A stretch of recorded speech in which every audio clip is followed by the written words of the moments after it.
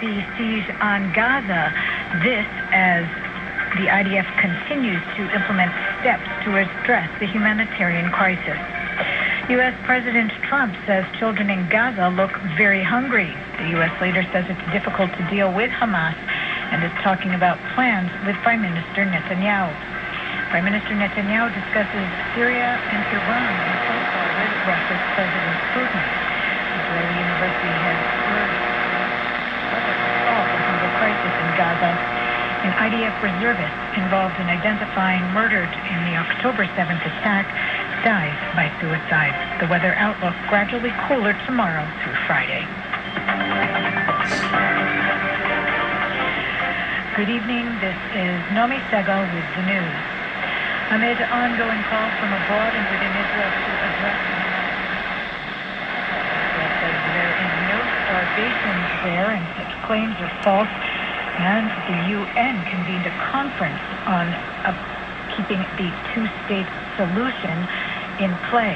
Meanwhile, U.S. President Donald Trump said that the United States and others are sending funds to address hunger in Gaza, while acknowledging that different plans are being discussed in light of difficulties Hamas is making in efforts to reach a hostage release and ceasefire deal. U.S. President Donald Trump, in remarks today, said it is hard to make a deal with Hamas because it does not want to give up the remaining hostages, which serve as a shield for the terror group. Speaking after meeting with British Prime Minister Keir Starmer in Scotland, Trump said he has been discussing various plans with Prime Minister Netanyahu. Trump said things are moving slowly because of the issue of the hostages, whose location of some is known to Israel and the United States. He said a major priority now is aid to Gazans, but Hamas is stealing much of it. I think before we get to phase two, which is, what's going to happen afterwards, we want to get the children fed. We made a contribution a week ago of $60 million, all going into food. We only hope the food goes to the people that need it.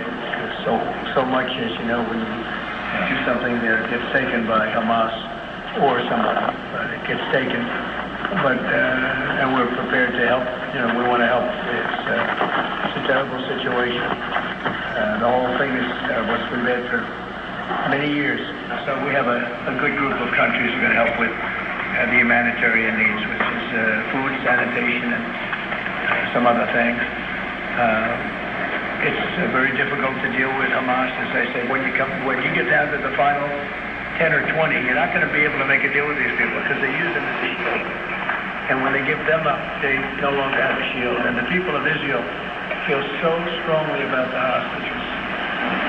Some people would take a different view. They feel so strongly about the hostages. So that's an ongoing process. Hamas has become very difficult to deal with in the last couple of days because they don't want to give up these last 20 because they think as long as we have them, they have them.